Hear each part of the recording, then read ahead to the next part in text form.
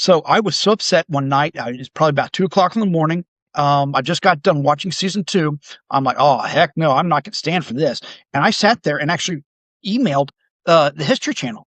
I not Top Shot or anything. I emailed the History Channel and told them how upset I was with this season, how disappointed I was with it, and da da da da da da. And I never expected to hear a response back, or maybe at most a thank you, we appreciate your letter. That's what I expected. Unbelievable. 2 days later, I got an email back saying, well, if you think you're so good at this stuff, why don't you put in for it? And I was like, arrogance, right? I can be arrogant. You can't be. So I turned around and I was like, put me down for season 3. And they responded right away and said, we're already filming for season 3, but here's some information for season 4. Fill this out. And I did. And that's how it all started.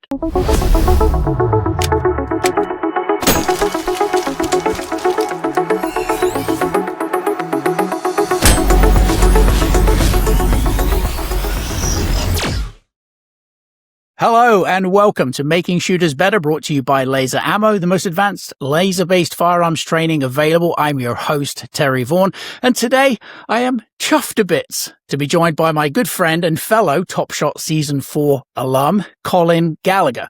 Now, in addition to being the Director of Law Enforcement and Military Operations for Laser Ammo, he's also a retired law enforcement supervisor, academy trainer, and college professor, although I am having a really hard time envisioning him as a professor. He's way too much of a smartass. But he is also now serving as a consultant and expert witness for the prosecution and defense attorneys nationwide. Colin, I've been looking forward to having this chat for quite some time. Welcome to the podcast, mate. Thank you so very much, Terry. And you failed to mention something in there, didn't you? I'm pretty sure there's something that you failed to mention about my background. I don't know. Maybe how we met. I'm just saying. Yes, there's probably a key and critical part of this entire thing. So yes, we met for the very first time, which was it now, 13 or 14 years ago, on the set of Top Shot as competitors? I think it's 14. Was it 2012 we filmed it, or was it 2011? I was trying to come up with that date last night, and I thought we filmed in 12 and it aired in 13. But at this point, there's so many years have gone by that it's difficult to keep track. You know, it's crazy. And the other part about that's crazy is that I'm still friends with you. I mean, after all these years, you would have thought that I would have, learned better. But you would have thought you would have said something so insulting, I never called you back. That's what you would have thought. That's true. But, honestly, I try not to talk to you because no one can understand what you're saying half the time. Like that intro you said, what did you say? You were what? What? Oh, the chuffed to bits. I have no clue what that means. I mean, I've watched James Bond and I watch, cooking shows and stuff in Britain, but in British, but I don't know what chuffed a bit means. Chuffed to bits. It means temporarily happy in your case. Temporarily. See, this is why I just don't reach out more. I'm just saying. So I start with the same question for every guest before we jump into the whole Top Shot thing, because I think doing a recap of our experience and the reality of reality TV, especially for a shooting competition, is super interesting. But how old were you when you first started shooting? Actually, I was 6 years old when I started shooting. Wow. Right. My father was a retired Marine. He had spent 20 years as a Marine, 2 tours in Korea, 2 tours Vietnam. Semper Fi. Absolutely. In 1970, he retired from the Marine Corps and became a police officer 3 days later in a small town in the middle of Kansas. Now, my father was a New Yorker, and in 3 days, he moved to Kansas and became a police officer. And so it had been about 1982. It tells my age.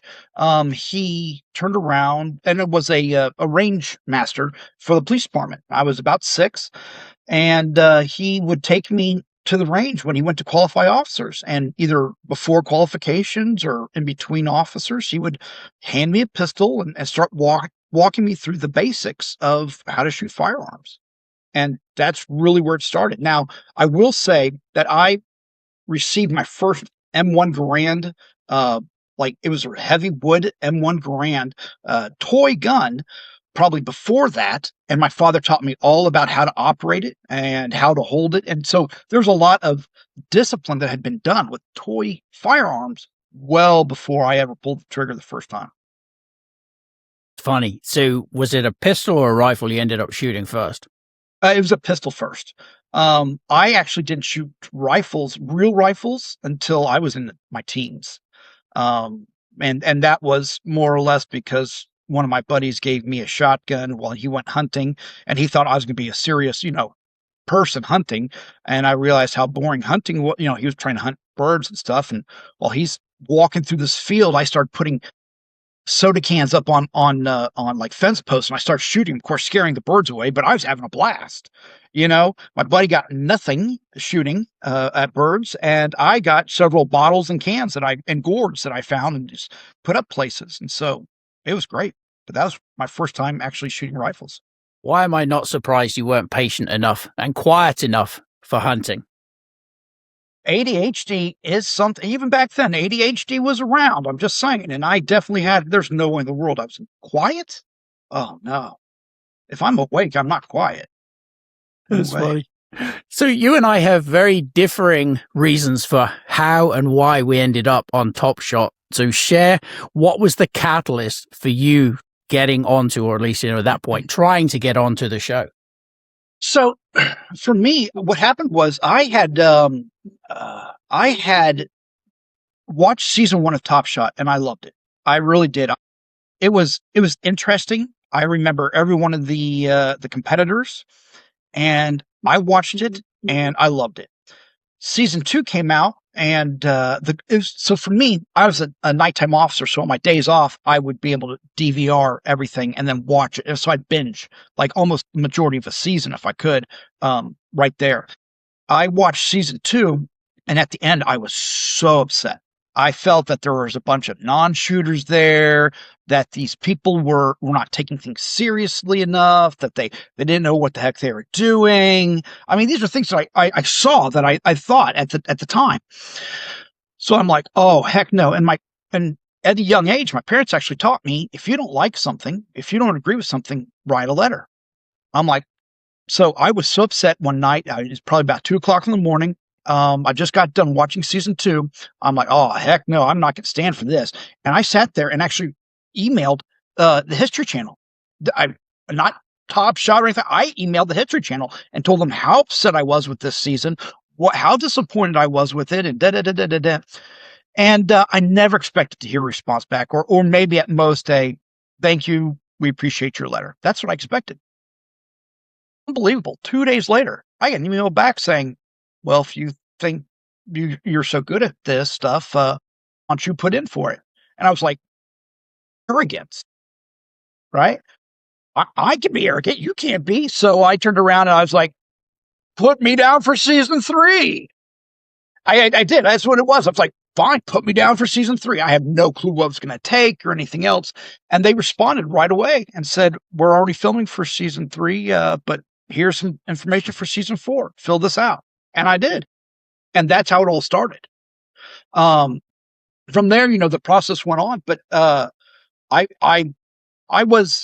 am not, and I'm gonna preface this, okay? On the department I came from, I was not the best shooter. Okay. I was an average, maybe just above average shooter. I was not the best shooter, but I was the best shooter that put in for season 4 Top Shot. I'm just saying. All right. Um, but I wasn't trying to take, credit away from anybody who's a great shot or anything like that. And believe me, there are some amazing people that I have met over time that have some just unbelievable skills, some natural skills. And I am so happy to see people outshoot me. I really love it. I think, I mean, don't get me wrong, I've gotten much better since Top Shot. I've had so many opportunities opened up to me. It may be because of the show. It may be because of my own personal interests and learning on how to, kind of adapt and learn or take responsibility for myself to actually get better. But I've learned so many things that now I'm able to train police officers all over the world using the skills and techniques that I've been taught, that people have invested thousands and thousands of dollars in me to get better. And I love every minute of it. It's so funny because I could not literally be further away from the reasons why you ended up on season 4. I sat and watched the show with my family and kids, and we all loved it. The only thing we didn't particularly like was the drama that tended to kind of seep into each episode, but the shooting we loved. And it was, I can't remember if it maybe the end of season 2, or my wife was like, you're a pretty good shot. And I will say right now, I feel very average when I'm shooting. But if I went to the range, comparative to many, I shot fairly well. And so she's like, you should put in for it. And at the time, I was trying to market my personal safety training. I want to get my name out there. And of course, my wife's in marketing. So she's like, you put in for this. And they'll keep saying, Terry Vaughan, speaker, body language, personal safety. I was like, this is a win-win. I said, but what if I embarrass the hell out of myself, on national television? Like I could embarrass myself anywhere. This is one of those places, right? She's like, don't worry about it. You go for it. You're on for a few episodes. Who cares? So the catalyst for me was actually a marketing move that I say backfired. It didn't work out the way I expected because they never introduced me as the personal safety guy, the guy who can teach you how to identify threats, from 100 yards. They just kept saying, former Royal Marines Commando. And I'm like, that was great. Yes, I did that. But that was, 20 years ago. Please tell them what I'm doing. Part of your life. Yeah. Yes. I'm like, would you please for once just say what I'm doing now? That would be great. And of course, ultimately they never did. But it was funny to end up. I never thought I would do well. I went into the expectation of being knocked out in the first few episodes because complete opposite to you, I'm watching these shooting skills and I'm going, yeah, wow, man. Yeah, I'd probably screw that up big time. No, I'd never be able to do that. And especially as some of the challenges, I'm like, I don't even know a range that you could even go and do some of those challenges at. Right. Now, and that's true. And so the nice thing is I'm in Kansas, so everything is a range, right? We could do 90% of that stuff. But no, there were some crazy challenges there that I was, hey, this is amazing. Now, don't get me wrong. The season after, the following season that we didn't get to see till after we were off the show, season 3, they had some silly challenges to say the least, and I'll tell you right now that had I seen those, I don't think I would have watched beyond that. And unfortunately, I think that's where the History Channel may have even lost a lot of viewers at that point when they're throwing rocks and things like that as challenges on what we were considering a shooting show, So yeah, that was a misstep. That really was. I think they lost a lot of viewers at that point. And even when I talk to people now, they're like, yeah, I saw the first season or 2 and I stopped. I tapered off. Oh, I didn't know you were in that. Let me, I'm going to go back and watch your season because it tapered off. But,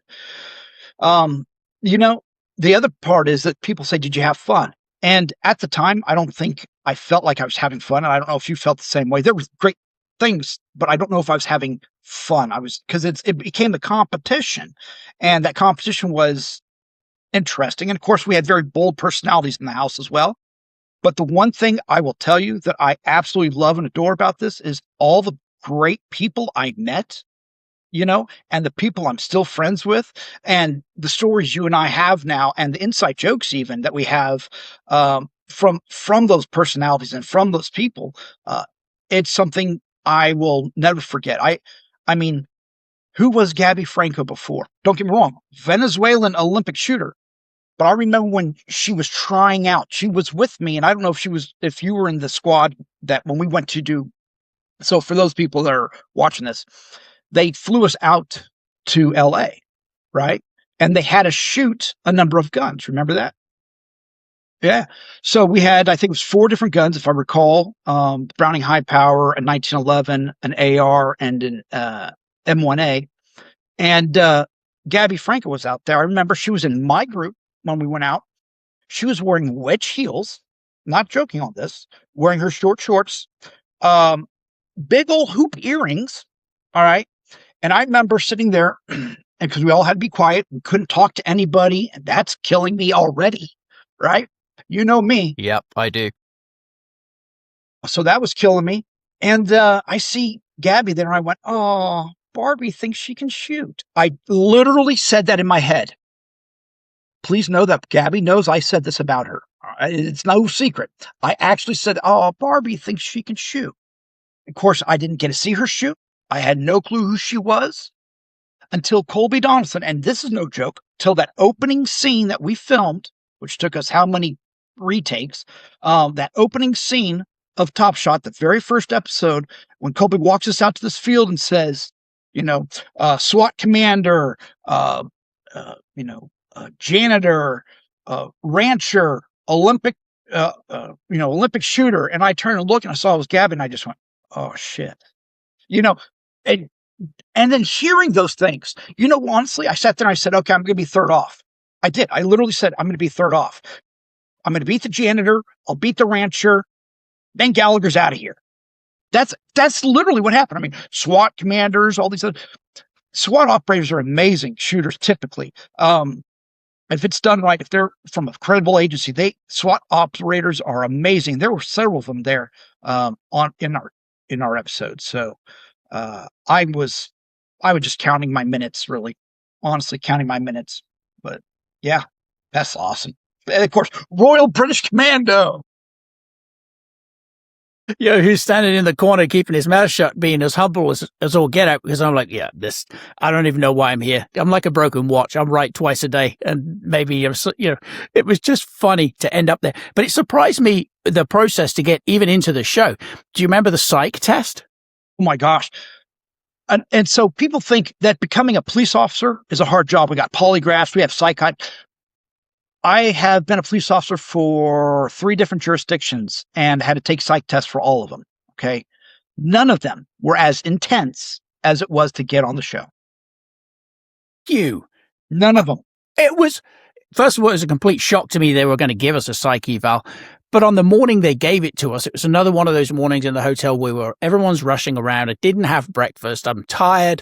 I'm hungry. And then they're like, sit down and take this 6-hour test. And I'm like, test? What? We're doing a written test?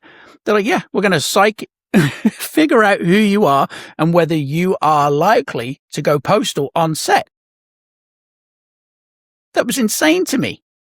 I can only assume that they had some sort of attorney in the background or something like that saying, oh, well, you have to have a psych test for everybody. And they were like, well, what kind of psych test should we get? I don't know. Let's find the hardest one on the flipping planet and give it to them. If they make it through it, they're probably sane. Now, although I got to tell you, I have thought a million times about, I wonder those people that didn't pass the psych test, I would love to see what came out with that. You know? So would I. They even had the shrink there to talk to. They had a shrink you had to get interviewed by. I mean, that's something they would do for law enforcement too. But that psych test plus that, no, man, that was an all-day deal. And of course, we're in a hotel with all these other people and not able to talk to anybody. So we're already, that shrink, poor shrink, is the first time I got to talk to somebody in so long. That poor lady, I think she was going to need a psych test after talking to me. It was funny because one of the very first questions on the psych eval, that I remember at least, was, have you ever thought about hurting someone? And of course, I'm sitting there and I haven't slept well. It's a hotel room, never sleep well the first few nights. They haven't eaten, so I'm hungry. So now I'm hangry on top of everything else. And the first question is, have you thought about hurting someone? And I'm like, what do you mean this morning? Like, I thought about hurting 2 people on the way to this test. Well, take it from a police officer standpoint. They're like, have you ever thought about theft or stealing something? Yeah, that's my job. I got to think about how it's done to stop it. Hurting somebody. Do I pull the trigger or not? I mean, how many? Over and over. A lot of these questions are like, I wish I could explain more. It's a yes or no question. Yes or no. Yeah, it was interesting to go through because the first few questions I tried to hedge my bets. I was putting down, what do I think they want to hear? And then, of course, the next 10 questions were similarly worded to the first question, just a slight variation difference. And eventually, I just gave up because when I started looking at how many questions there were and just sheets and sheets and sheets of paper, I'm like, I may as well find out today on their dime whether I really am crazy. So I just answered the questions. And when that test was over, I just said, well, I had a nice trip to California. I'm going home now. They're going to find out I'm completely bloody insane. And when I finally get in to sit down with the shrink for the interview where they give you the results, I remember walking into this little, makeshift shrink's office, and she had a box of tissues sitting on her desk. And of course, me with humor, I said, is this going to be like one of those Dr. Phil moments where I'm going to be crying in a minute and I need the tissues? And she said, it was so funny. She just turned and very calmly said, no, Terry, this is a safe space for you. And I'm thinking, how bad are the results of this test if she's going to treat me with kid gloves? Oh, it's hysterical. If you're a firearms instructor looking to bring in new shooters, the biggest hurdle often isn't skill, it's stress. The smokeless range changes that. It lets you introduce the fundamentals of shooting in a low-pressure, no-noise environment where new clients can learn safely, build confidence, and actually enjoy the process. That first experience matters. This will help you get it right. Plus, instructors receive a 10% discount on laser ammo products. So if you want to grow your client base and train smarter, email me, terry@laserammo.com, and let's build the right setup for you and your clients. Now back to the episode. I honestly think they probably took those tests to find competing personalities, and kind of put us together that way. I'll tell you right now that when we look at some of the people specifically on our team, the abrasiveness of some of those personalities, I think that they were specifically looking for a certain type of personality to put together to cause maybe that drama that you had mentioned before. So it wasn't just you're a great shot, we're going to put you on the show. It was, you're a great shot and you've got attitude. What I'll tell you right now, I was, and I don't know if you want to get into stuff like the interview that we had with the board. Remember the board and everything? I do remember, yeah.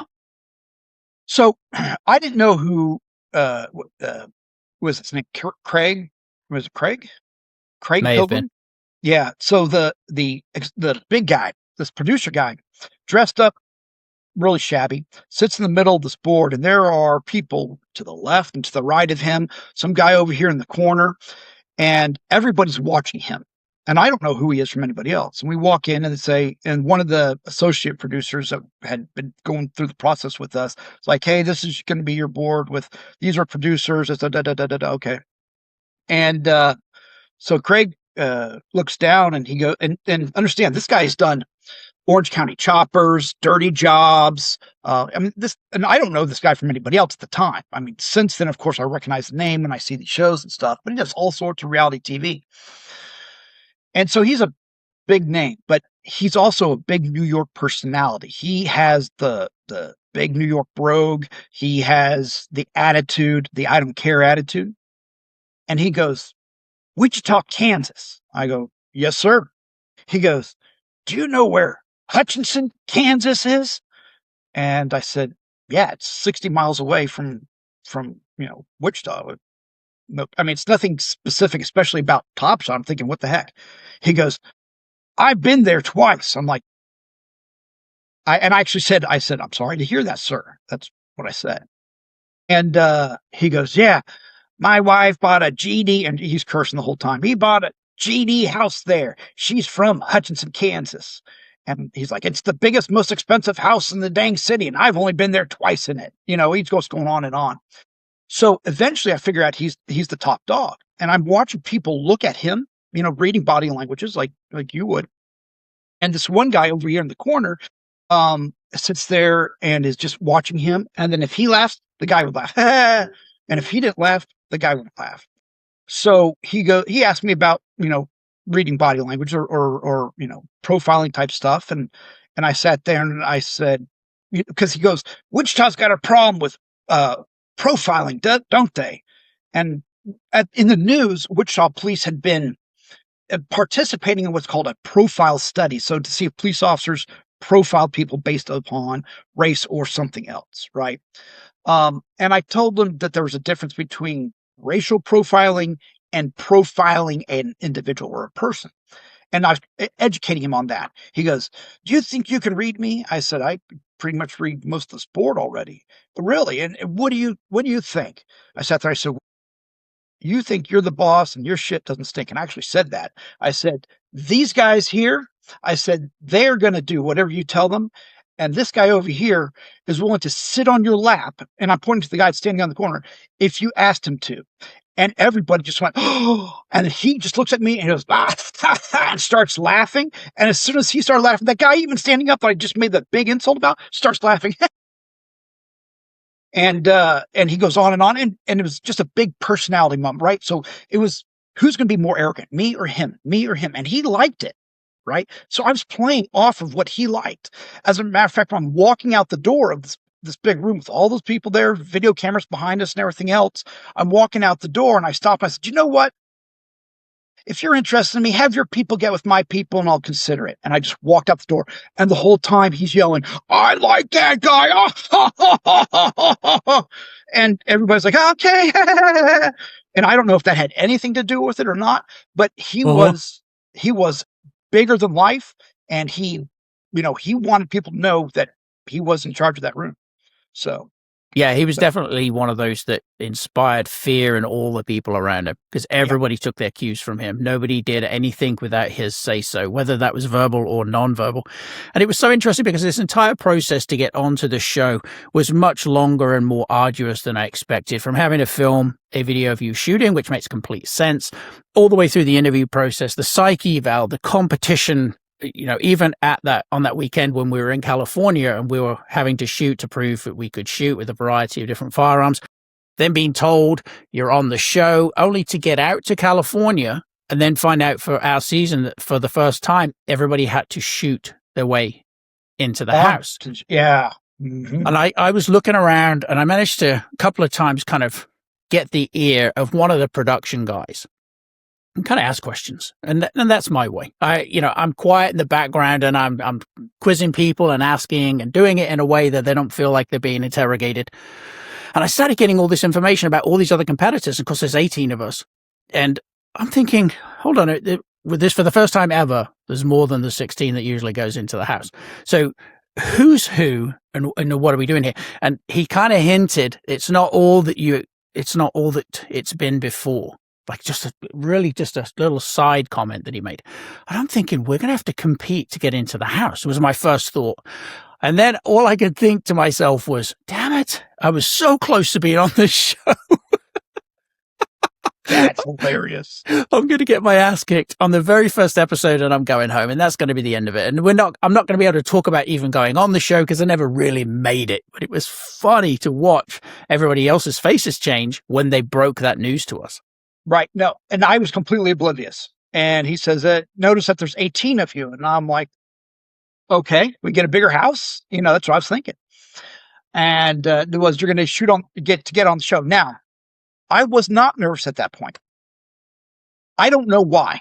And remember when I said I did not start shooting rifles until late in life. Okay. I was in my teens before I shot a shotgun. And then I had a couple 22s and BB guns, nothing major. Bigger calibers probably wasn't until my 20s. Okay. But with iron sights, I'm not talking about optics. I'm not talking about big old scopes or anything else. I can't shoot with the scope to save my life. It's the worst thing ever. But iron sights, I'm really good. I don't know why. It's just, I don't have the same skill with a pistol as far as natural ability. Both the rifle and iron sights, I absolutely do. My son has inherited that same luck, I call it.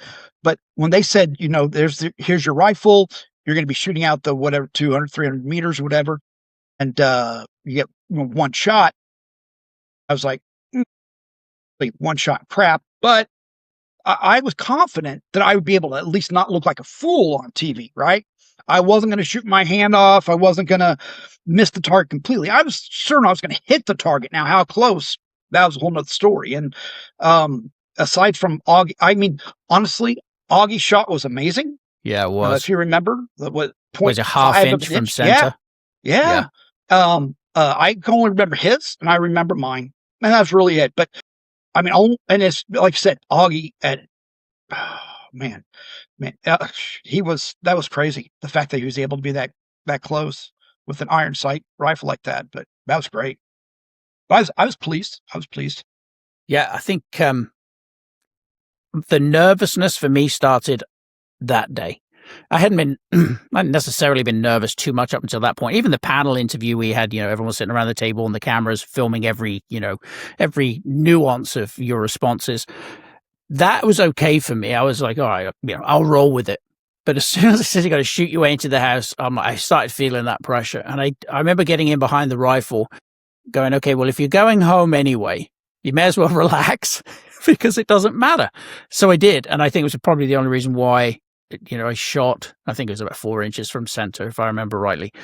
And I was really pleased with that because I kept thinking, you hit the target, you haven't actually embarrassed yourself too badly, that will have to do. And it was funny because I felt, especially after my military experience, like one of the things I would probably do well would be handle the stress, to handle the pressure of each of these competitions. And yet when we were filming, it felt like at each competition, the pressure ramped up a little bit. At each success, that pressure went up.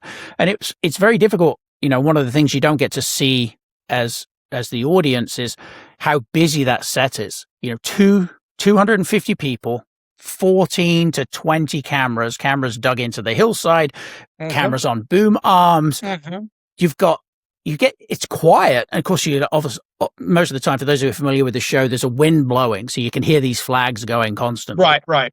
And I kept thinking, when it went quiet in the middle of these competitions, I was like, oh, this is awful. And I kept worrying about humiliating myself. And I think that probably impacted me more so than the challenge of the shoot itself. It was the pressure I was putting on myself to try and do well, feeling as if I was, for whatever reason, representing the British military in here, that I had to shoot well. And that pressure just kept mounting. Did you feel as the competition went on that kind of pressure, or did you just sort of, was it about the same, or did it ease off for you as you progressed? So for me, the pressure was not. Well, I had a lot of other pressures, and I'll tell you what that was. So no, the competition wasn't the pressure for me. It was the people that we were with on our team. Okay, that was my biggest pressure. Believe it or not, we get out there, we see all the cameras. There's some nervousness, but once it was okay, this is going to be the challenge, and once they said, go, or even before they said go, once they started describing the challenge to me or us, I completely forgot about everybody else other than my teammates, right? And then I'm trying to judge, is my teammate so-and-so going to do this? Is he or she going to do that or whatever? So that was where my problem was. Now, the other part was, for me, was the personality portion. I was married at the time that I went on to the show. And the last thing my wife said to me before I left was, don't be yourself. Just don't be yourself, please. And that's why when you watch the show also, they don't have a lot of commentary for me.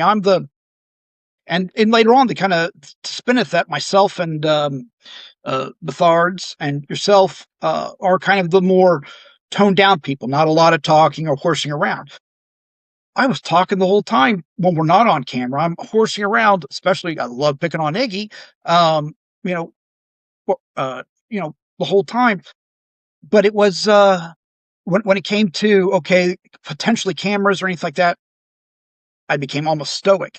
And I was focused on keep the ADHD inside and stop talking. The one that I was really yelling at the most and just the BAR challenge, and that one frustrated the heck out of me. And I think why. I mean, nobody was hitting, and you're yelling at them like, we were hitting everything the day before.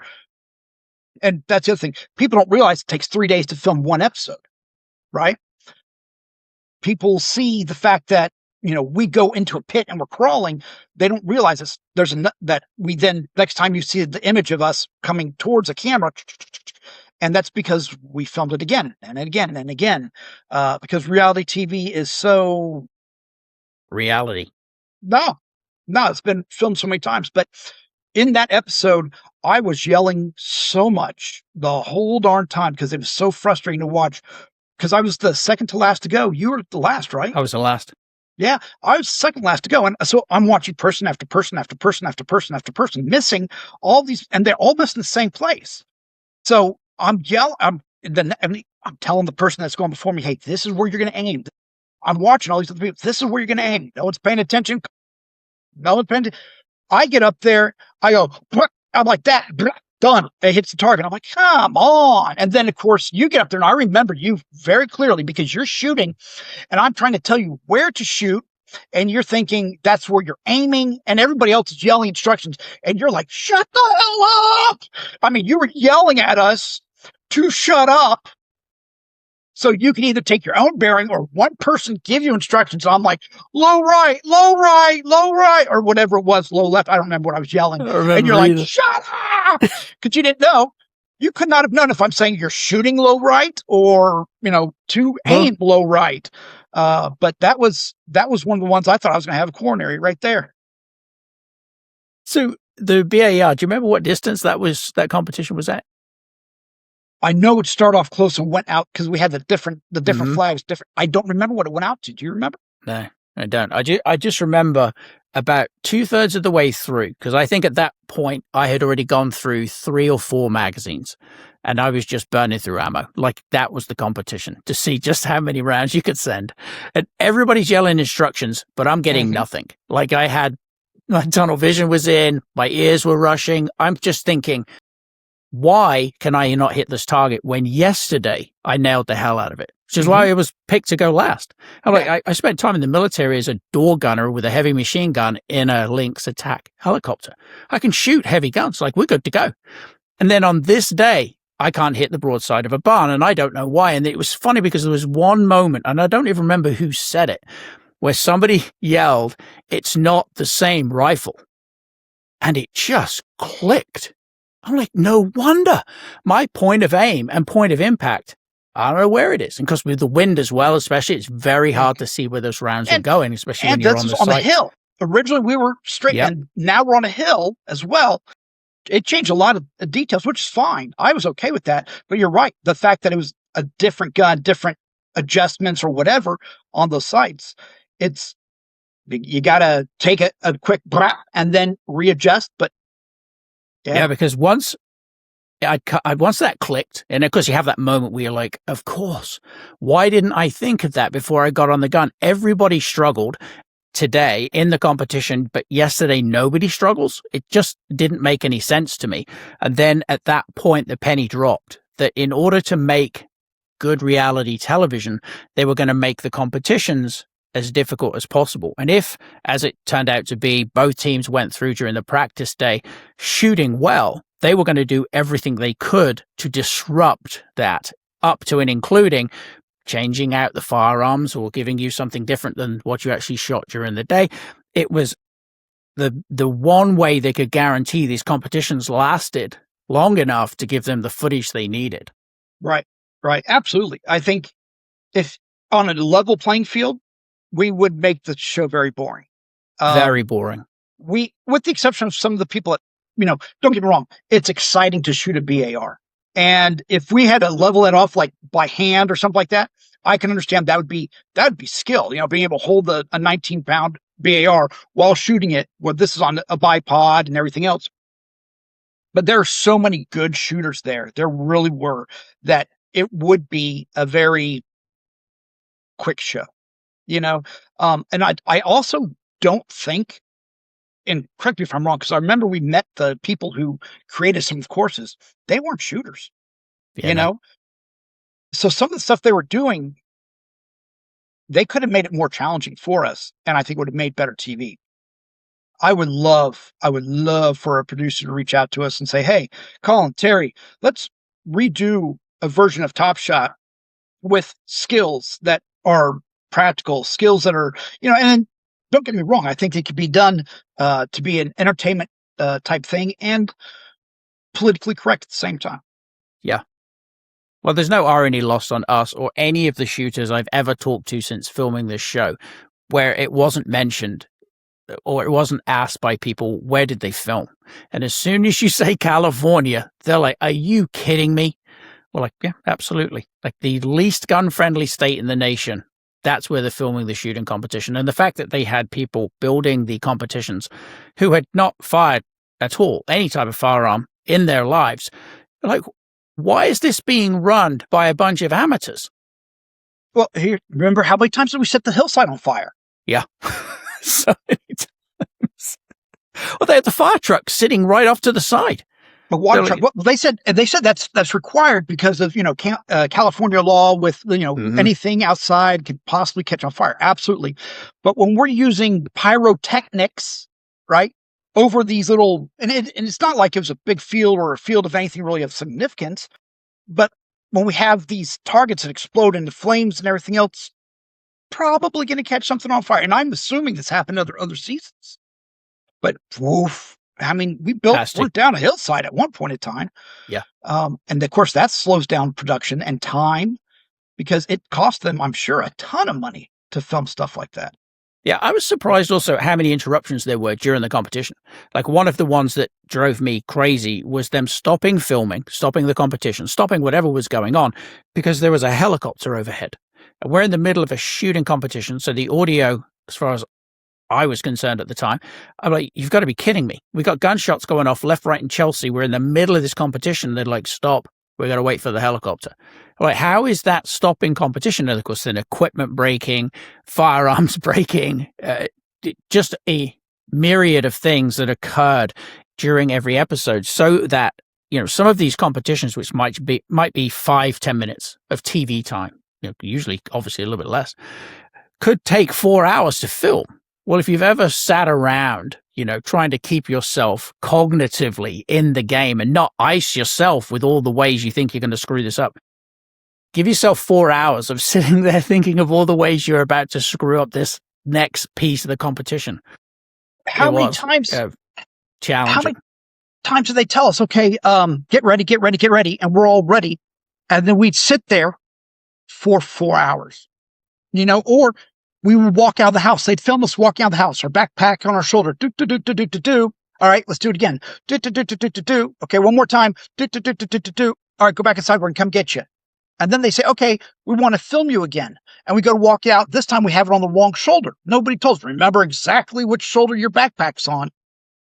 And then they curse at you because it was on the other shoulder before. I remember one time we walked out, we were going, I-O, it's off to work we go. And they're like, oh, that's a copyrighted song. Go back inside. Let's film it again.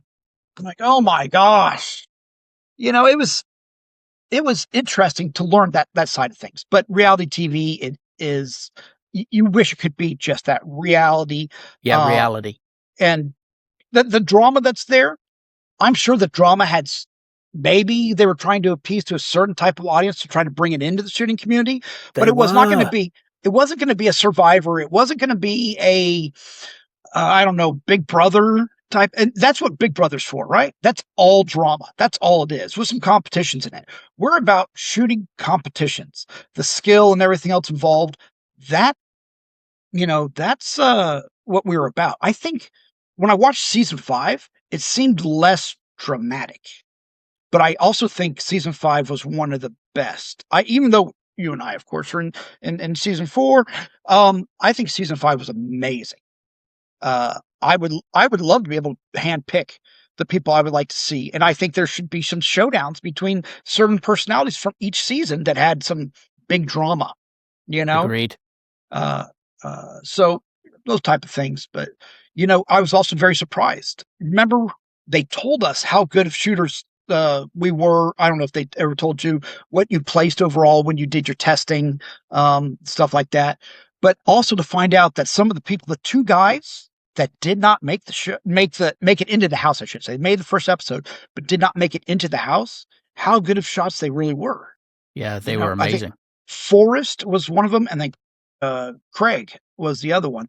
And Craig was some champion, and it was sad to see that they were the ones that didn't make the shot. I remember going back to that. I remember getting up into the stand when they said, okay, you're in 5th place. And so I got to stand there, and I did the math because there's already people there on either side of me. And I'm thinking to myself, okay, all right, 5th place, I'm good because no matter who they kick off, they were always this. I'm doing the math, trying to make sure that even if, we scooted all the way down, Colin wasn't going to fall off the end, So I was happy then.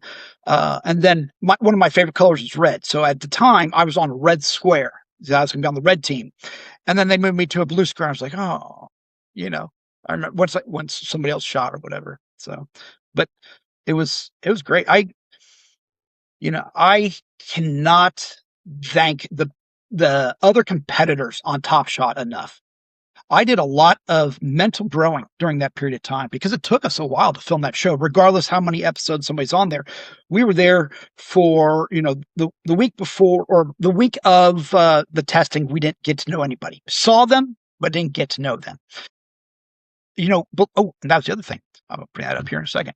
But then the week before actually going into the house, we're doing the promo shots and things like that. And so I'm starting to analyze everybody when we were standing in a warehouse, standing there with a gun or a target or whatever, and looking at these people, trying to size them up, try to see who's going to be my competition and all this other stuff. My goal then at that point in time was I need to break each one down. I need to figure out what they were all about.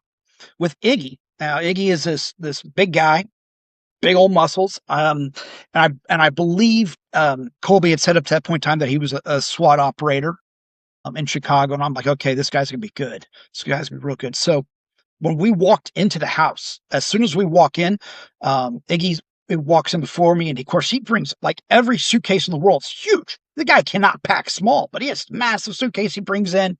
And I walk up and I'm right behind him. So I decide, okay, this is the big guy. I'm going to have to, he's going to have the attitude because he just looks mean and everything else. Had no clue what he was going to be like. I tap him on the shoulder and he turns around and I'm just staring at him and I'm looking at his face. He goes, what? I go, it's like I'm looking in a mirror. And Iggy just goes, oh man. And he just gave me this big hug. I'm like, all right, one guy down, I was thrilled. So I had to try to find my spot there. That first night was really tough. I was nervous. I did bond with Frank because Frank was from New York. My family's from New York. He's from Long Island. And he could be brash.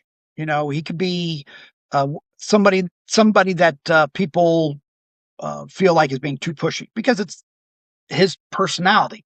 But I was okay with it. And I got along with Frank pretty well right off on that first night, I remember. Everybody else, it was just interesting to kind of hear their stories or find out more and more about them. There's Kyle, the guy from Washington State. I haven't heard from him in a long time, but he is just a plethora of information. It was just really, really cool. And I liked how, as time went on, a number of people came to help others, even on other teams. I remember Gabby on the first competition Frank was in. Gabby came and helped Frank out to understand pistol shooting because Frank was always a rifle shooter. And that's just how she was. She sees the best in everybody and was just like, hey, let me help you out with this and everything else. And Gabby even taught me some things that I took back to Kansas and took back to law enforcement and said, hey, you guys need to see this. You guys need to understand this and so on and so forth. So it was interesting, though. I think a lot of people don't. The drama that goes on behind the scenes, a lot of it's created because once into the house, there's no TV, there's no magazines, there's no books, there's no radio, there's no phones, there's nothing. You're left to your own devices, and deliberately so, because that automatically, especially with a bunch of strong personalities, creates that kind of drama. And I do remember on one instance sitting talking with Oggy, and Oggy is kind of quiet, had a very twisted sense of humor, but I was talking to Oggy and there's nothing else much going on. And although we were talking kind of quietly, I heard Greg Littlejohn behind me suddenly announce that he thinks he would be really good at getting waterboarded. And I looked at Oggy and Oggy looks at me, and at this point we know each other fairly well. And he just does that laugh that I know you know, and anyone who's watched the show will know. He just goes, because he knows what's coming. And I turn around to Greg, because we're all bored out of our minds. And this is one of those days where we're not filming. And I can't remember it was like a black day or something. Yeah, we called it black days. Yeah, they just literally, there's no filming going on that day, so there's nothing to do. And I said, what makes you think that? And Greg says it's just mind over matter. And I remember looking at him going, this guy has absolutely no idea how hard it is to actually push through getting waterboarded. So I remember asking him, well, do you want to find out if you're good at being waterboarded? And he's like, yeah. He kind of backed himself into a corner, really, announcing that to all of the team members. So do you remember going out onto the lawn? Well, yeah. Oh, yeah. I remember clearly. And everybody was out there. It's not like, I mean, and you think to yourself, moron decided this is going to be a good idea. You know? And you're absolutely right. I remember it as clear as day. So for those who are watching, this is stuff that, from behind the scenes that very rarely gets talked about, but I had somebody find a white t-shirt. Somebody emptied out a gallon jug of apple juice and filled it with water. And then Greg Littlejohn is huge, right? I'm a short ass at 5'9". He's like 6'4" or something. So he's big gangly ass, gets down in the grass. I had to put the t-shirt over his head and I said, you can call it on this at any point, right? You don't, as soon as you've had enough, you let me know. Of course, then we're out there timing it. And he doesn't last but like 7 seconds before he's coughing and spluttering and he comes up off the ground going, that was awful. That's horrible. And of course, I'm like, you think? It's drowning. And of course, what shouldn't have surprised me in the least was after he quit at 7 seconds, how many people then lined up saying, oh, I can beat that time.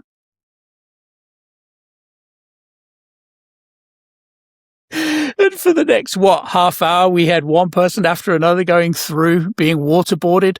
It was a funny exchange of, well, I don't know what you call it, but I do remember getting into a lot of trouble because they had that poor young guy who was watching us. He's pacing backwards and forwards saying, you can't do this, you can't waterboard. And I'm like, Junior, go get yourself a cup of tea because this is happening. And of course, he goes off. And then the big boss comes in and chews us all out. And at that point, we get what? We get a TV and some magazines because you're like, no, I can't leave these guys alone. They gave us a TV, but we could only watch videos. We couldn't watch news or anything like that. But so that poor grip, they gave us this teenage kid who was half the size of any of us there, probably getting paid minimum wage just to sit there and babysit us on this dark day. It's every 9 days. It's a dark day for us. So that gives the crew a day or whatever to sleep it off or do whatever they have to do. And then they had to come film again. So this kid sits there, and then we did all sorts of stuff. Remember, we pulled up the boards on there's a deck, the wooden deck over a pool. I'm sitting there. I remember I'm sitting there on this deck and we're all there and I'm hearing water. I'm like, I don't see a waterfall around us or a river. What the heck is this water I'm here? And then I get down on the ground. I'm like, hey, there's a pool under this thing. What? We're at a house in California in the desert with a pool and nothing to do. What shall I do? And I find that access panel where they go to throw in the chemicals to treat it or whatever. And I open that up, and that's when Greg gets in there and like 3 other people jump in and they're swimming under there. And of course the kid comes running out, get out, get out, get out, get out, get out. And, but yeah, and when you look at the kid, we're like, do you know what we do for a living? Do you know how many people I've killed? And this kid just goes back in his little corner. Oh, I bet you that kid to this day doesn't have a job. Probably not. No, I did feel a bit sorry for him after the fact, especially when the boss came up and sort of chewed us all out for all the shenanigans going on. But they wanted the drama. They didn't want the drama off camera on the dark day necessarily. They wanted it when they were interviewing. And one of the things that frustrated me was every interview, for me at least, would start, I'm sure it was for you too, started the same way. Who do you like? Who do you not like? Why don't you like them? What are they doing to annoy you? And I'd answer the questions every single time the same way because I hated the drama. I wasn't interested in any of that. I wanted to shoot. I wanted to compete, but I wasn't interested and ended up, with being either the villain of the show or something else. So I would tell them the same thing every time. I like everybody. Everybody's great. We're all getting along brilliantly. Ask me about the shooting. And eventually, after about probably 4 or 5 interviews like this, they gave up. And then I was talking to one of the crew after one of these interviews on the way back and said, what's the deal? You're driving me crazy with these questions, constantly looking for drama in the house. And the way she explained it was, although guys are watching the shooting, the wives are sitting with them and they want the drama.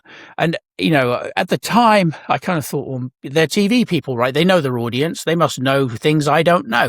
But it's funny, since then, especially traveling to speak and ending up in conferences with lots of male and female shooters, I haven't met one female shooter who said, "Oh, I just love the drama. It was the greatest." They weren't interested in any more than we were. They wanted to see the shooting, to see amazing shots, doing challenges that couldn't be done anywhere else. Nobody was interested in the drama. I think that's probably one of the reasons the show ended up cancelled or ending, because people got tired of that drama. They wanted the shooting.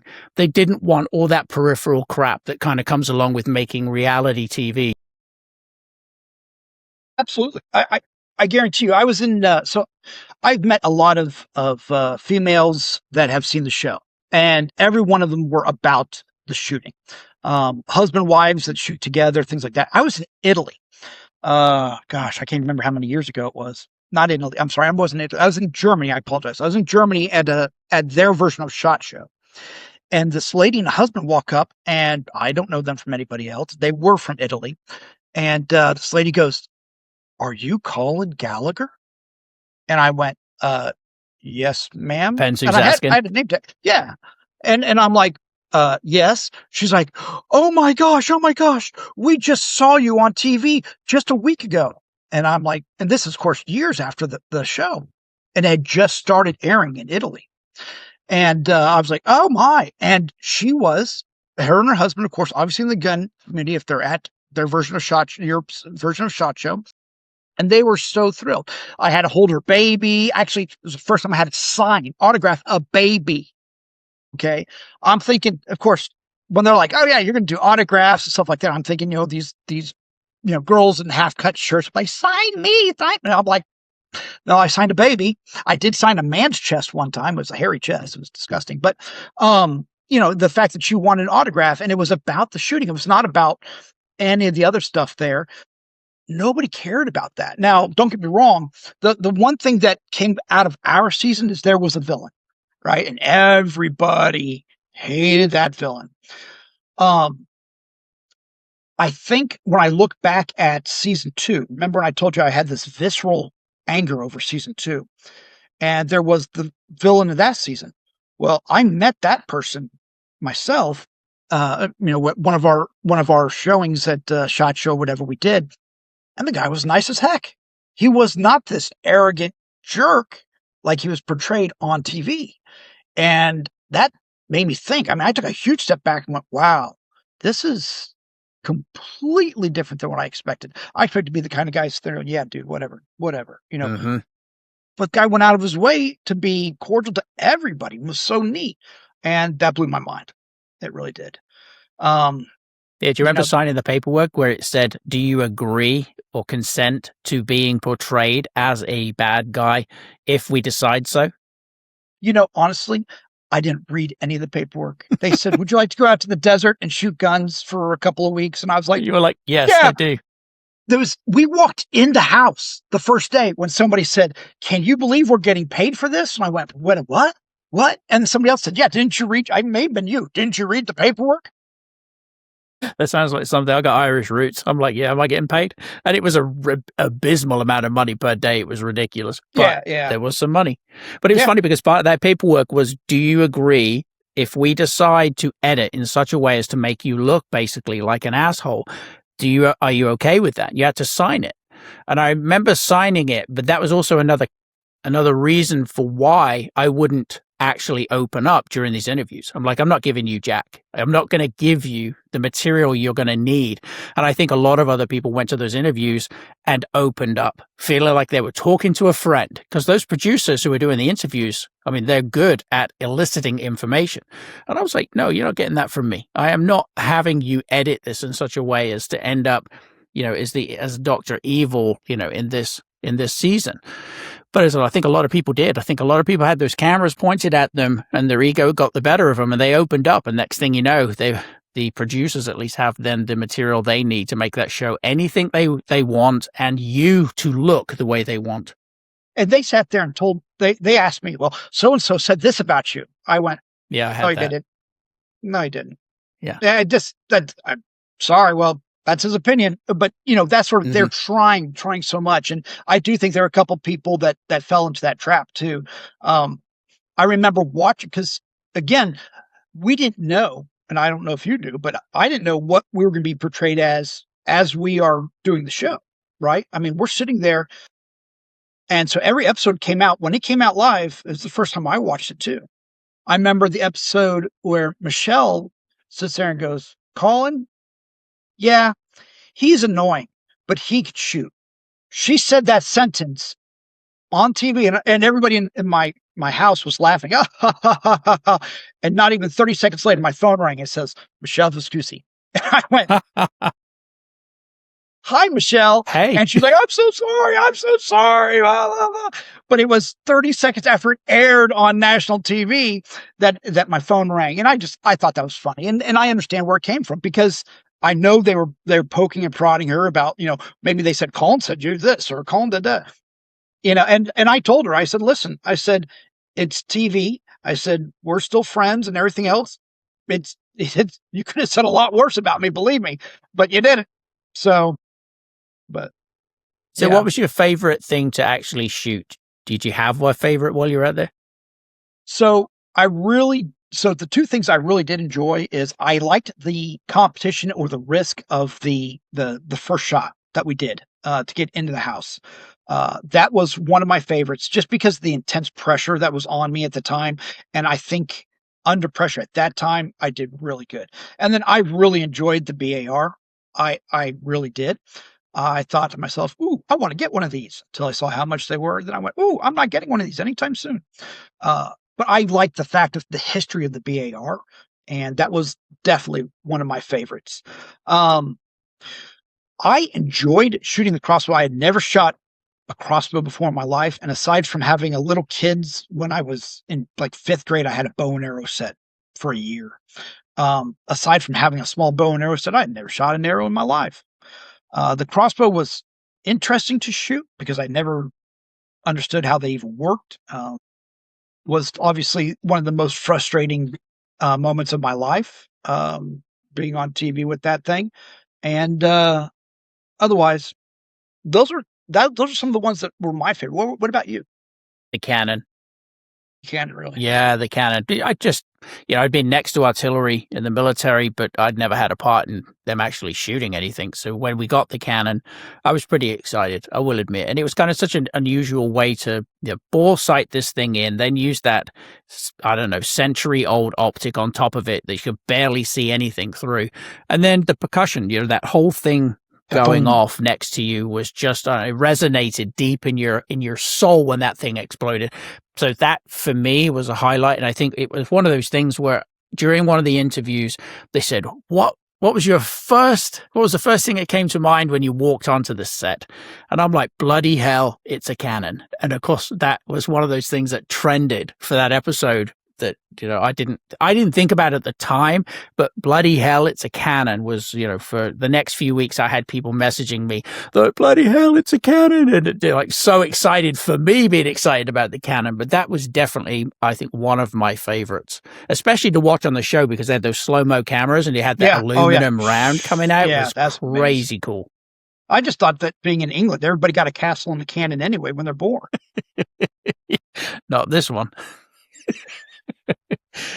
So after that entire experience, are there any lessons, maybe one or two things that you took away from it that still have an impact on you today? Or are there any lessons that you share with people when you're teaching? Absolutely. And Gabby was probably the biggest influence on me as far as learning new ways to do things. She pointed out to me that I was being stubborn, and I was. I I was trained a certain way. This is how you're going to hold a gun, and this is the way it's going to be, and this is how it was at the police academy. This is how it's going to be on the street, and that's what it was. She at that time where I'm at here in the Midwest, we were not doing the thumbs forward approach. She taught me this and told me exactly why. That's one of the things in law enforcement that's really sometimes missed upon is the reasons why you do something. But she also taught me, and I say she, but the show taught me that all the different guns that we went through, they're all handled the same way, regardless. They all function the same way, obviously, but the how you handle them is really key. When people go into shooting, one, practice is key. They have to consistently move on the practice cycle. They have to go and try over and over and over again, and not just let it die off. But trying new techniques never does hurt.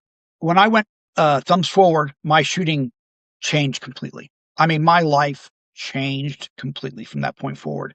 It is a way I teach now, of course, but when I turn around and deal with some people, I go through the explanation process of why this is better. Now, if they still choose to go to whatever, thumbs or cup and saucer still, if that's what they're comfortable with, ultimately that's what they're going to do. But I also don't try to change somebody who's already shooting really, really good. Everybody's a little bit different, but there's a lot of things I learned from the show itself. And then I also, when I teach law enforcement, there's a lot of things that law enforcement can learn from what I ended up getting into afterwards is the competition shooting community. Law enforcement training, and everybody will sit there, and I know I've actually, by the way, Terry, there's no better person to utilize as a interviewer for a podcast than you. You have this great personality you did on the show, and people may sit there and say, I wonder if Terry Vaughan is really like this in person. And yes, he is this frustrating and annoying in person. Absolutely. But Thanks. watching, yeah, absolutely. No, you are genuinely the person people see. It's not an actor putting on, and those people who are fans of yours or even not fans of yours, they have to take that in consideration. You are who you say you are. You portray who you are, and it's amazing. It really is. And that's one of the testaments as to why we have stayed close all these years. Your lectures, the body language lecture, for example, I will tell anybody in any law enforcement agency, especially people like realtors, women groups, and so forth. And I say women, but it could be men groups, security teams, and so forth. If they ever want to learn about, how to read danger in a room or body language, they should reach out to you because you have an amazing class there that I think should be mandatory in every law enforcement agency in their state training. I think that it is absolutely unbelievable, and I would love to see that go nationwide. So I want to put that out there. Going back to what I was saying, in the competition shooting world, it is completely different than law enforcement shooting. People had commented in watching some of your other podcasts, people have commented that police officers can't shoot or they don't train right. And I agree completely. All right. A lot of police officers don't. Some do. Now, some of those, like where I'm from, the SWAT guys get so much trigger time. It's crazy, but they also go through so much physical training as well. I could never, and I will never take away from the SWAT operators that I've met and known. I could not do what they do. I could say, hey, I could be a sniper and be like, no, one, I can't take care of optics, and two, I can't sit still or shut the hell up. I can't. So, oh well. What I can do is give them credit for how much training they go through and how serious they take things. The problem is in law enforcement, a lot of officers qualify. And if it's 1 or 2 times a year, however many times their departments do it, that's all they do is they qualify and it's over.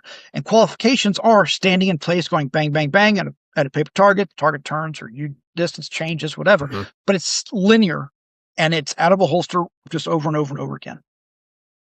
Officers are, it's an injustice to all police officers.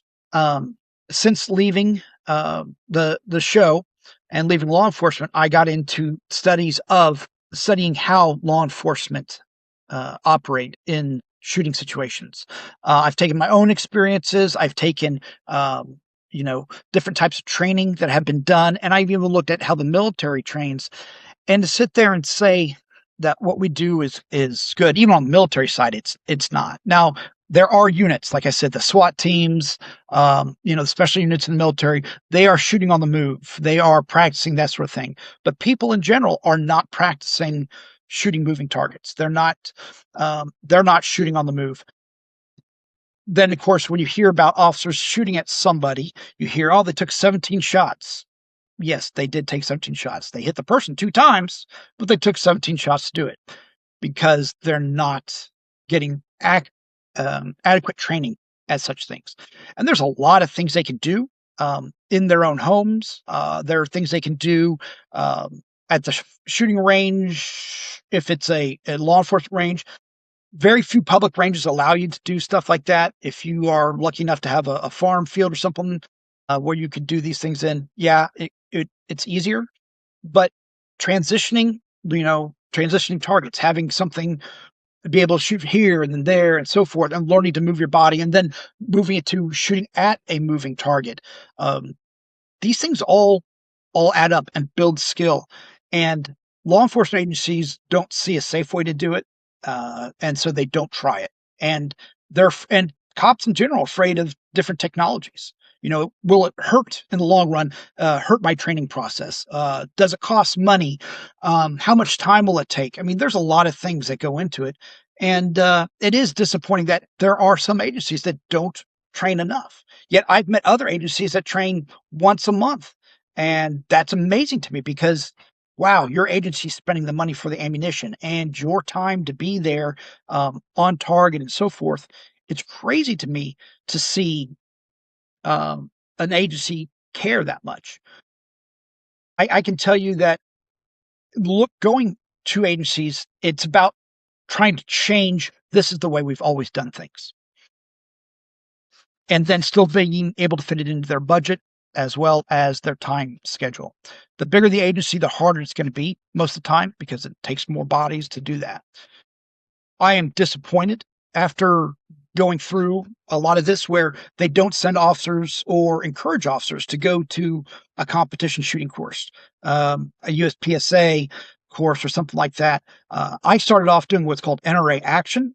Now, because I'm old and getting a little fatter than back in the day, I don't run nearly as fast on my feet, and I don't feel like I need to now because I'm not on the street anymore. Because I don't run nearly as well as I used to. NRA action was great because everything revolves around an 8-inch target. Everything. And doesn't matter if you're shooting from 50 yards away or, you know, 3 feet away. It's an 8-inch target. And what that did is that made me hone my skills. Aim small, miss small. Everything I'll put into an 8-inch circle now from 50 yards out. It's just what I've developed my brain to do. There's some when those it does help you with the transition. There are moving targets in this type of shooting, and that's really great. Barricade shooting and so forth. There are other types of things. USPSA or IPSC shooting has a lot of moving targets. It has you moving, running. This is the stuff you often will see Gabby Franco shooting and so forth, and other great shooters. But I'm just pulling her out because she's obviously from our season. But Michelle's doing it now and so forth. But where there's running and shooting, if officers did more of that, I think that they would be more confident on the street. I think they would be better shots on the street, and I think they would learn new skills to be able to turn to the law enforcement community and say, we should try this. We should implement this, because it really doesn't take as much time as they think if you set up a course and even use the same course over and over again. It's the skills, the fundamentals that they're learning about running and shooting, leading a target or whatever. Texas Star, Polish plate rack. These are fun things to do, right? But they also give skills or provide skills for you. And that's some of the stuff. And then there's so much more to it. I could go on and on about law enforcement shooting because that's what I studied. But there's so much that goes into it. When it comes to accuracy, people want to build accuracy. Dry fire training is amazing. Yes, there's no substitute for throwing lead down range, but availability, location, money for the rounds and everything else. And some people say, well, I reload mine. Okay, well, take the time that you're reloading your ammo. Let's take the cost of that and all these other things. When I can, put a laser in a gun or so forth and shoot at a laser pet, to me, it's invaluable. I will tell you that our Sure Strike mag with a laser pet is probably the single most valuable tool when teaching somebody to be an accurate or fast shot. Now, that's not meant for the transitions or the running and moving, but what it does do is it hones your skill from the spray and pray method or hitting a Mm-hmm. large target and bringing it down to a small, concise area. And you could do that in a room that's less than 5 foot by 5 foot. That laser pet is meant for even the smallest areas, but becoming a really good shot. Those are things that I think people should do, including officers.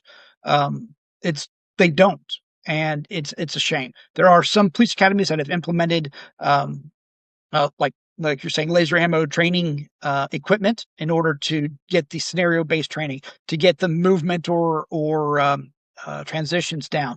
But then there's also academies out there that issue a training laser pistol and a laser pet in the academy so that those officers or agents can train while they're in their dorms and they practice and practice. They're getting so much muscle memory. It is amazing to see how it translates to the real world. As the three main entities out there, there's a Canadian study, FLETC, the Federal Law Enforcement Training Center, did a study, as well as Interpol, that shows that the dry fire training really does accelerate the training process. You want to talk about agencies that go through thousands and thousands of rounds. That usually happens in the first 3 days, right? Because they're trying to get them used to pulling the trigger, to controlling the gun, and so forth, and then to turn around. And then the last couple days of training are your qualifications. I mean, you could get most of that done by giving them some fundamentals with how to handle the gun, and in their off time, in their academy, and while they're at home studying or whatever, they could be practicing their skills. And you can accelerate your training process so much more, or double the amount of time if they're willing to actually do that. I think the convenience for a lot of people, including police departments, but also civilians or competitive shooters, they're not getting in most cases, the range time that they need or the practice because the convenience isn't there. You're certainly not going to go to your, generally speaking, your public range and even be able to draw from the holster. Like most ranges won't even allow that. So, when it comes to implementing and training in the way that you are very likely going to have to engage with your firearm under stress with a moving target, you moving, you're not getting anywhere near the practice you absolutely need. And the equipment that we have for laser ammo allows you to pick up. You have 10 minutes. I got 10 minutes. That's all I have today. Well, you're not going to the range in 10 minutes, but you can surely pick up a recoil pistol and throw up the smokeless range and run some transition drills, some shoot, no shoot situations, some speed drills. You can do a multitude of things. And that's 10 minutes you weren't going to have any other way or any other day. Right. Oh, I agree completely. It's amazing. In 10 or 15 minutes, I tell you, 15 minutes a day, just practicing on a single target, coming up out of the holster. Yep. Oh, my Lord. First shot accuracy. That first shot is the make it or break it for any police officer. And don't get me wrong, any civilian who's wanting to, or anybody wanting to defend themselves, that first shot, I'll also tell you. Now, here's the other thing. One thing that people do, I'm going to say cheat at, is, hey, I'm going to practice drawing from my holster. And they take off, if I'm wearing a shirt here that's covering up my gun, they're going to take this shirt off so they can get through the gun. Just like you're going to carry it. Okay. There's not been one time I've been on a police firing line where I see officers holster the gun and not snap their gun in, with either level 1, level 2, or 3 retention. They won't snap it in because they're on the firing line. They want to be that much faster.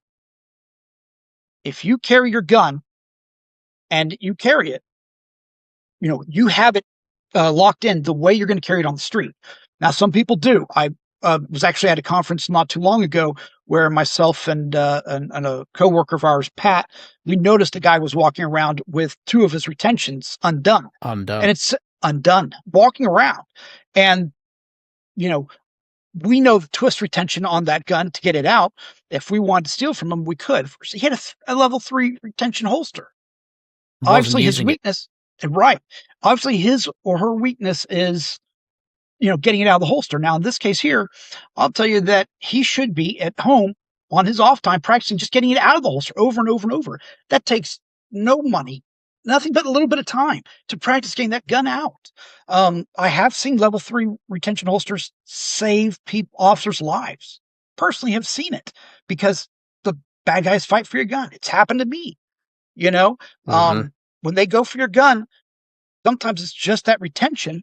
Don't get me wrong, you've got ground fighting, but if there's multiple people and so forth, you don't necessarily know what's going on, especially on the bottom of a dog pile.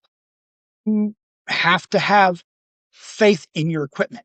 And if you have to carry it unlatched or anything like that, you shouldn't be carrying a gun or that holster until you can master it.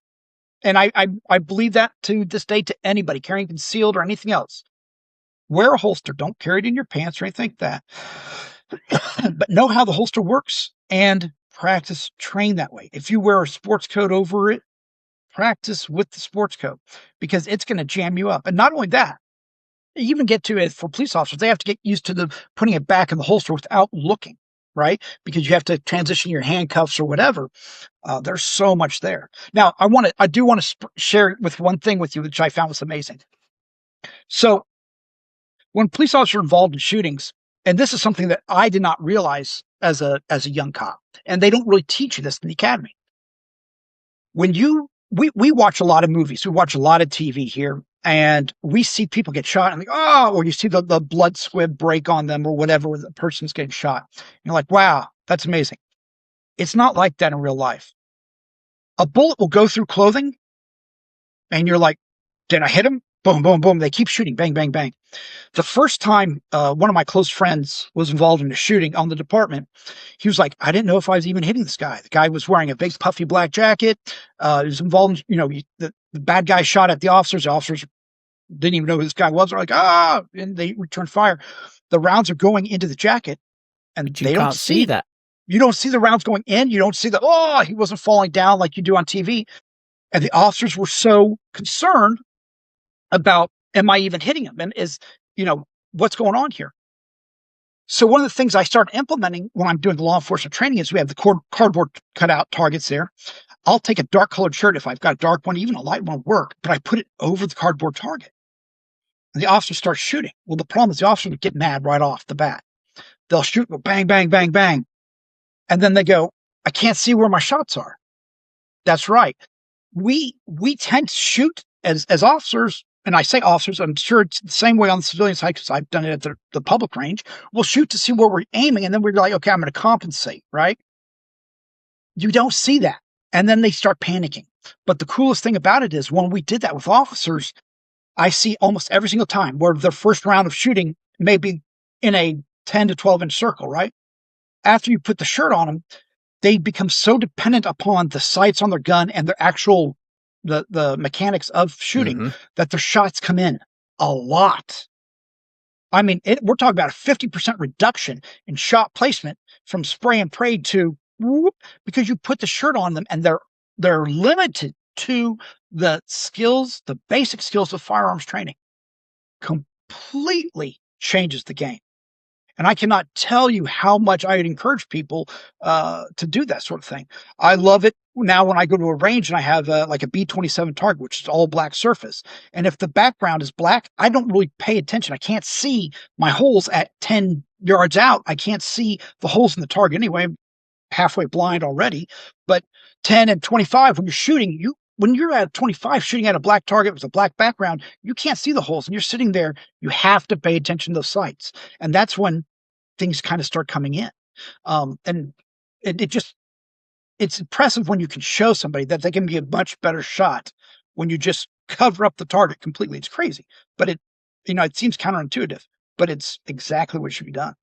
I like with dry fire training, you could start off with the red laser to build confidence and switch to an IR laser, which is, I don't recall in my career having the opportunity to shoot an IR laser at anything. An infrared laser, for those who are listening, is a completely invisible laser to the naked eye.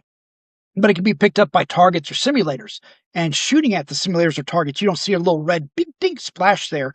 And so again, you're using your fundamentals. You're using the firearms tools, the sights, and so forth to project where that shot's going to go.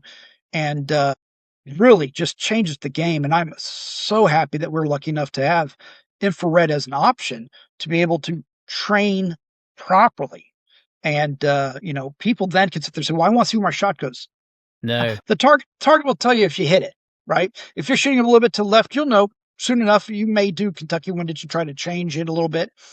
But if you do get the red, I always tell people, hey, may want to pick up an extra IR, and you'll probably switch out to it. And I can't tell you how many people will start off with the red laser, and after a month, they're only using IR because they're so confident and they're so good with their shooting, that the IR is just the way to go. But no, there's so much out there, and it doesn't matter the weapons platform you use. Some people say, "Oh, Glock's the best," or "This is the best." You know what? Everybody's different. Everybody is different. If you like Glock or Sig or Springfield or whatever, then that's what you like. I would encourage anybody to try as many different types of guns out there, different calibers, different makes, different models. I still shoot a 45 caliber 1911 better than any other gun out there on the market. When I did competition shooting, I was shooting a 45 caliber Springfield, and I had more first place wins with that Springfield 45 than I did with the exact same Springfield, same everything, in 9mm. I don't know why. It is what worked for me, and each bullet it acts differently. But yeah, it's amazing. Really is. What about you, man? What are your thoughts on that? I learned something. This was on the way to Top Shot. It wasn't necessarily when I was there. I learned plenty while I was on the show. There were a lot of good shooters there. But one of the things I learned I was very lucky. When I found out I was going on the show, there was several weeks, maybe even a couple of months before we actually went out for the show. And I had somebody who was a firearms instructor for a SWAT team. He'd been the instructor for them for 20 years. We went to the range, and he kept saying, you're a really good shooter, bullseyes, bullseyes, bullseyes. And he did this for maybe the first hour or so of us training together. And he was donating his time, most generous thing possible. But then he said, where do the wheels come off? Where does it unravel for you? Because you're shooting perfect bullseyes, and of course not always, but majority of the time. He said, but where does it break? Like at what speed drawing from the holster does it come undone? How fast are you pushing the gun out and then you can't hit that bullseye? Like, what is the breaking point? And it was funny because the military taught me how to shoot. And of course, I've been shooting since a kid, and I shot pretty well in the military, but it wasn't a case of, okay, let's break you and then back it down and then sort of re-engage, building up to the break point again, constantly looking to move the goalposts, right? You're always looking to improve. He did. He trained me in such a way as to say, okay, yes, you can hit bullseyes all day static, on the indoor range. I can hit bullseyes 25 yards. I think the range went out to 50, but it was good all day. He said, but now I want you to speed it up. I want you to know at what point you cannot hit the bullseye, at what point it unravels. And it taught me a lot about choosing a specific speed or tactic or strategy based on the circumstances. If a target is 3 yards from you, you don't need to hit a bullseye. It doesn't need to be a 1/4-inch group at 3 yards, especially in a self-defense situation. Absolutely. Right. So one of the things I took away from my time with him, and it was amazing stuff that I picked up, was most people shoot perfectly at the range. And now I say that very generously because actually a lot of people shoot really crappy at the range. But the people tend to practice the thing they're good at and stay with that. So they're static. They put the gun in the sights. They gently press the trigger. They hit the bullseye. They go, nails. They don't practice under pressure. They don't practice going faster. They don't practice putting themselves on a timer. They don't practice shooting in an unorthodox position. They don't know where it breaks. And without that knowledge, without understanding yourself and the limitations physiologically, cognitively, you never really build true confidence. Because if you have to use a gun in a self-defense situation, I guarantee it's going to be dynamic. And you haven't trained for that. You don't know if you can shoot at a bullseye at 20 yards, because you probably wouldn't shoot at 20 yards in a defensive situation a bullseye, but whatever. It's, do you know you can do it whilst you're moving? A target is moving. There is people in the way or screaming and stuff. It's an active shooter. Like, do you know then? And most people will tell you, no, they don't. They haven't got a clue because haven't trained that way. So I think that if I was going to advise people who are listening is, when you go to the range next, or even if you are lucky enough and want to explore dry fire training at home, do the things you don't normally do. Train yourself in such a way as to find out where your break point is so that you can build confidence in the knowledge of what you're truly able to achieve with a firearm in a variety of circumstances. And knowing that is probably more valuable than knowing that at 10 yards, 99% of your shots are going to go exactly where you think they're going to go. Knowing where you break is often much more informative and empowering, or maybe a check to the ego, than just shooting the one thing you know you can do well every time you go to the range. You're absolutely right. And I'll tell you right now, I can tell you, and this is crazy you bring that up, but you're absolutely right. My breaking point always was 15 yards. At the range, we have to start at 3 yards and we go all the way back to 25. So we do our, from the holster, bang, bang, bang, or this, but 15 yards was my problem. And remember when I talked about looking over the sights and doing Kentucky windage? So when we're starting at 3 yards, we're shooting from our hip. And that's just more or less locking in and learning how to lock in your arm and going bang, bang, bang. Not a problem. 7, 10, 12. These yards is coming up from like waist level, coming up, bang, bang. No problem, because it's close enough. The 15-yard mark, I'm coming up and it's doing the spray and pray more, but I'm doing Kentucky windage, not using my sights, which I shouldn't be doing. At the 25, because it's again, the darker targets, I would take more time and take my shot instead of rushing it. That was my weakness, and I could not understand that. When I go to the range now, and it's cool that you point out that people practice on what they're good at.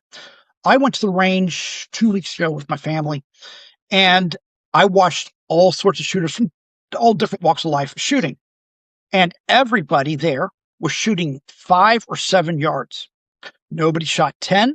Nobody shot 15. Nobody shot 20 or 25. Everybody shot up to the 5 and 7 yards, which for defensive purposes is great. But it's also for somebody who's a seasoned shooter, you just not even saying good. They're not going to miss the target, and yet they're not pushing themselves. One thing that my father-in-law used to do is he would always start at the furthest portion.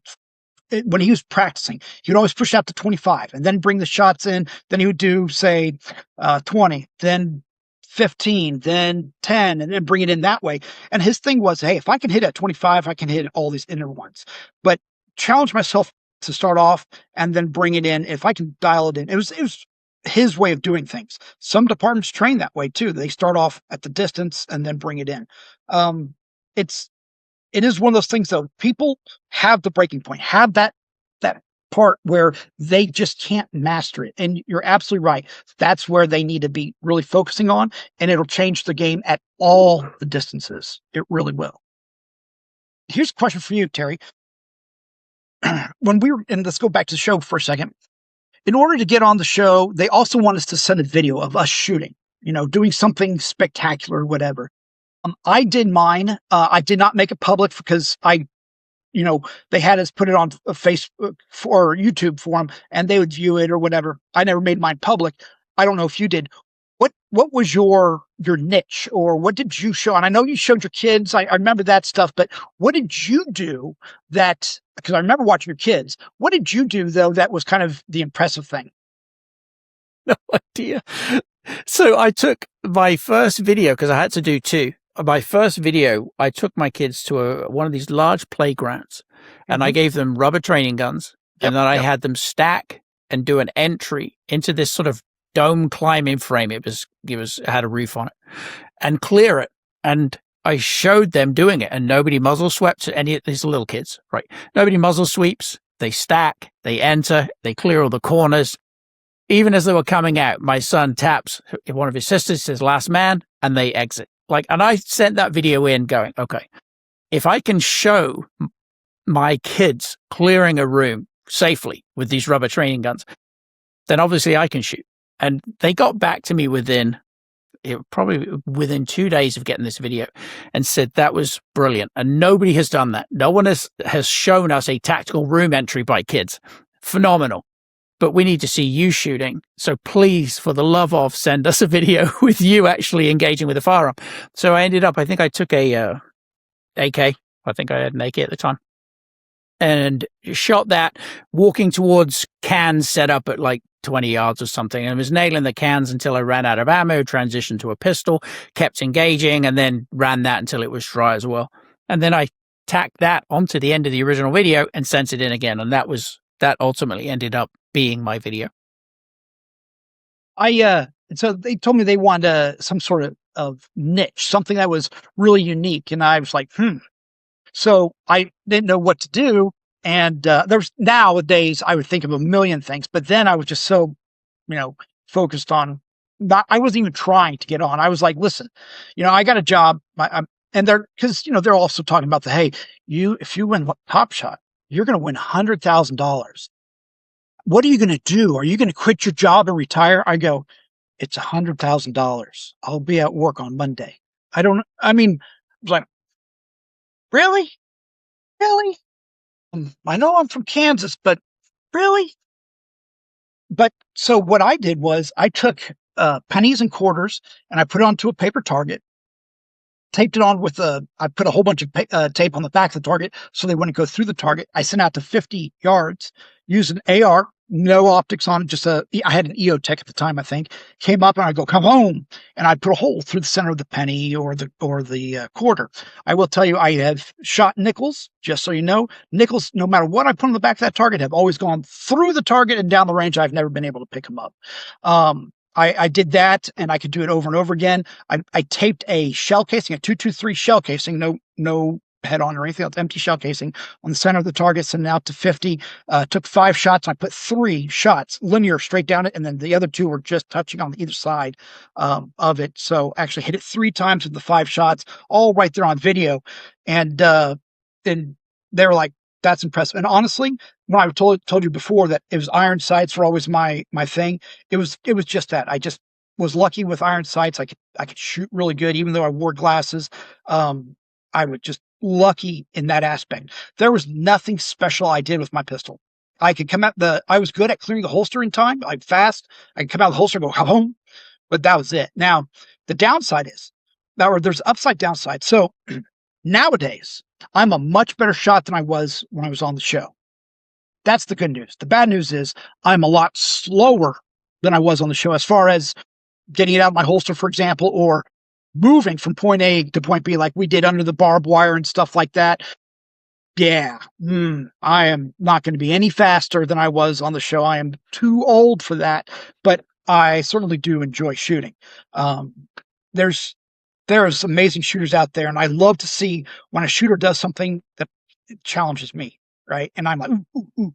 Some of the stuff I've wanted to do, I still can't do, is like throwing, like some of the guys would do, take 5 clay pigeons to throw them up in the air and just go do do do do do do. I want to be able to do that. Still not able to do that, but trying. Don't get me wrong, trying. Also, since the show, I've been hired a number of times to do exhibition shooting for group events and things like that. And one day I was hired out in the middle of nowhere doing this little pony shows, what I call dog and pony show, where I get, it's a team building group where they have like maybe 2 construction companies facing off against one another, whatever. I build a Top Shot course, and all I am is more or less the Colby Donaldson, MC for the thing. But when they were all doing their thing, I just happened to take a can of soda just out of the heck of it, threw it up in the air and went, ha-boom, and I hit the can and it goes flying off. And it was way up there. Complete luck. It wasn't like it was any sort of skill. I had went from my hip and everything. It's not like I came up like this, hit that can, and somebody saw it, and then it made me a legend. Everybody's like, oh, it was nothing but luck. Had nothing to do with skill, but I think sometimes our luck makes us, history. We are legends now because of that. And I'm lucky to have been on that show. I love the people we met there, man. I can tell you that I'm just so happy. And then, we met a lot of the other, we went to SHOT Show to sign the autographs and do the Top Shot experience there. And we got to meet the other competitors from other seasons. I made great friends with a lot of them, still friends with them. And I'm just really happy overall with how that played out. Like I said, I would have never met you. I think the world of you as well as a number of other people. But it was interesting all around. It really was. I appreciate you jumping on here to reminisce. And for those who have not seen season 4 or maybe any of the seasons of Top Shot, I do highly recommend it. If you're a shooter, you're interested in shooting, it has some amazing challenges. There are some real characters on there. It is definitely one of those experiences that's once in a lifetime. It taught a lot. And sometimes the lessons that I think you get from experience like that and getting outside of your comfort zone, they're not even lessons that you even felt like you may have needed, but you got them anyway. And it's experience like that that helps improve all different areas and skill sets as far as shooting. And I know that it pushed me out of my comfort zone. I never would have spent the amount of time necessary to practice before actually going into the house to compete. I just wouldn't have put that time in. And it proved to me beyond a shadow of a doubt that if you want to be a good shooter or just improve from where you are now, you have to be consistent. You have to put in the time. And most people in most cases are not putting in nearly enough time as they should. And they're not putting in the time that they do commit to training in the right areas. They're not getting themselves out of what they're good at, and they're not challenging themselves and putting themselves under pressure. And I think both you and I probably on the same page with understanding how important it is to practice, what you're not good at, but also push yourself to do things that you probably didn't think you were capable of doing and find out that you can. And in there somewhere is how we grow and how we improve. Absolutely. I couldn't have said it better. You're absolutely right. And it's funny because you're a Brit. It actually made sense. You didn't use any fancy, fluffy words when you said that. So, but no, you're absolutely right. It was, yeah, I can't even add to that, man. It really can't. Well, thank you for jumping on for today's episode. For anyone who's interested in perhaps getting a class or training or connecting with you, where would you like them to go? Honestly, they can reach out to me many different ways. But probably the Laser Ammo email is probably the best. It's my first name, Colin, with one L, Colin, at laserammo.com. Perfect. Thanks again, mate. It really has been a blast. And thank you, Terry. Not just for this podcast, but thank you for being a friend over all these years. Thank you for just being you. I mean, you are so entertaining. You are so enlightening. It's always great. And I want you to know, no matter how many times I make a joke, and I'm sure there's somebody who's from Great Britain that's watching this cursing me right now, but honestly, you take a joke really well, and I respect the hell out of you. So thank you very much for being the person you are and being that every day. So, thanks, Mike. I appreciate it. It's brilliant. Absolutely. All right. Thank you for tuning into this episode. I really appreciate you tuning in week after week to listen to these episodes. As always, don't forget to subscribe, like, and share. It's a free and easy way to support the channel and the show and help us bring you the guests that you want to hear from. Get yourself to the range, do something you're uncomfortable with, train outside of your comfort zone. It will only help you grow and become a better shooter. For now, we'll see you in the next episode. And again, thanks for tuning in. Cheers, everybody. Thank you. Bye. Take care.